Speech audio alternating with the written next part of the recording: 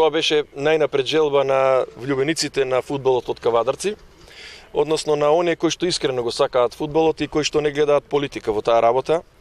Јас можеби не сум толку голем влюбеник во фудбалот,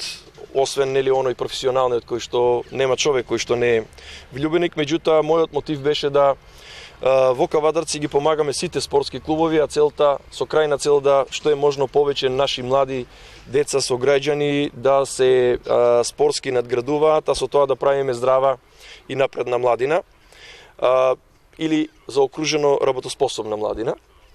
Ова желба еве со сопствени сили, претежно со сили на локалната самоуправа и помалку помогната и од бизнис секторот, се надевам во натамошниот период ќе биде многу поголемо учеството на бизнис секторот. Смогнавме сили да со фузија со Љубанци, фактички Тиквеш го внесеме во втора лига и во моментот постоечките финансии овозможуваат одредено функционирање до август, односно септември месец, кога ќе имаме ребаланс на буџетот на локалната самоуправа и уште 1 милион ќе биде инкорпориран за да завршиме со оваа година. А од наредната година мојот план е да локалната самоуправа учествува само во клубот ГФК Тиквеш,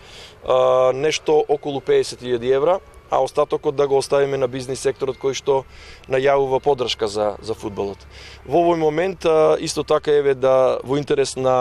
на луѓето од федерацијата кои што треба да направат инспекција на теренот, меѓутоа и на сите кавадарчани, во овој момент тече тендерот за враќање на паднатиот зид во првобитна состојба, како и за реконструкција на трибините од северната страна, за кој што предвидовме уште 1 милион. И сигурен сум дека некаде во почетокот или во првите неколку кола ќе имаме и нов лик на градскиот стадион, односно на северната трибина, сето во функција на побезбедно и поудобно гледање на фудбалските утакмици кои што ќе ги игра ГФК Тиквеш. Би сакал во ова прилика да апелирам до целокупниот бизнис сектор, со кој што сум исто и во контакти, да не чека само од локалната самоуправа, туку и да тие,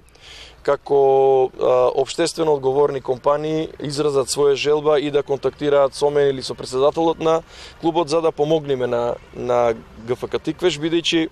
моја филозофија од почетокот и натаму е тоа дека главен финансиер на еден спортски клуб мора да биде приватна компанија. Ќе се бораме и да со централната власт во тамошниот период да се обезбедат одредени законски решенија за олеснување кај бизнис секторот, бидејќи